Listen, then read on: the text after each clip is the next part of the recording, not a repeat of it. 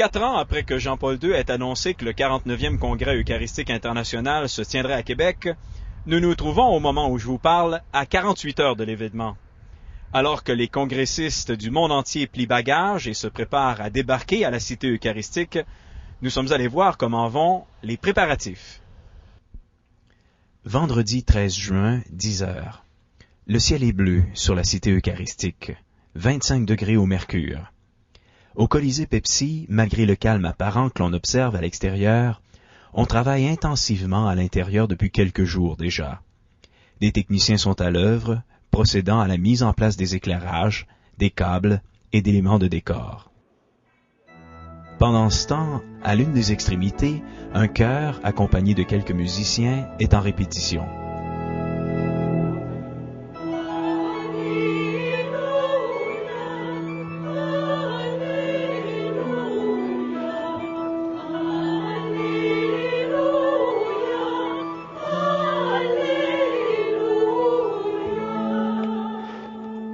Richard Boisvert est celui à qui l'on a confié la direction de cette chorale.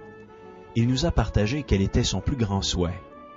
C'est d'être assez bien dans le lieu, d'être assez à l'aise, de respirer, de garder notre détente et notre esprit, la prière dans le fond, vraiment retrouver, oublier le travail, oublier les répétitions et être présent dans le moment où on chante et où on prie. C'est vraiment le but que je recherche.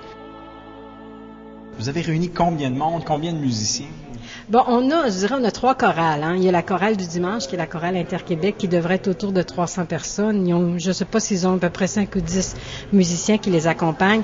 Parce que dimanche, c'est le Québec qui accueille le monde et on a voulu marquer ça par différents aspects. Donc, le chœur Inter-Québec, le répertoire qui est de Denis Bédard, qui est un compositeur québécois. Donc, on a vraiment voulu marquer l'événement. Pour la semaine, pour toutes les sessions plénières, on a fait appel à un chœur international qui vient de finir 2 jours de formation. Donc, on a des éléments de formation et qui ont pratiqué les chants pour la semaine, qui est composé d'un peu des gens un peu partout, de Québec, mais aussi d'ailleurs. Donc, une chorale modeste d'environ 60 personnes. Est-ce que c'est ces gens-là qu'on a vu? Oui, c'est ces gens-là qu'on a vu qui sortaient justement de la répétition, donc ce qu'on appelait le chœur international. Et le dimanche, pour la station Orbis, ça soit les Puericantores. À Place de la Vie du Monde, le système de navettes par autobus servant à véhiculer les bénévoles et les congressistes est déjà en place et actif. Complètement à l'arrière de cet édifice gigantesque, on procède, à l'aide d'un chariot élévateur, au déchargement des camions venus livrer divers équipements. Dans cette partie de l'édifice, une équipe impressionnante est affectée au montage des kiosques qui seront bientôt utilisés par une centaine d'exposants. Assemblage des panneaux, montage des tables et installation des jupes décoratives. Ailleurs, on procède au montage des éclairages de la salle. Près de l'entrée principale, nous avons rencontré Chantal Boivin. Cette Saguenayenne d'origine ne chôme pas. Il y a mon patron, Monseigneur Piché, qui est juste ici, qui participe au reportage du événement. Tu connais le gens? Oui. J'ai échangé avec Virginie, ça m'a l'air que tout va bien. Oui, ça roule. Alors voilà, les comptoirs, c'est comme ça que ça gagne. Alors on a des préposés derrière.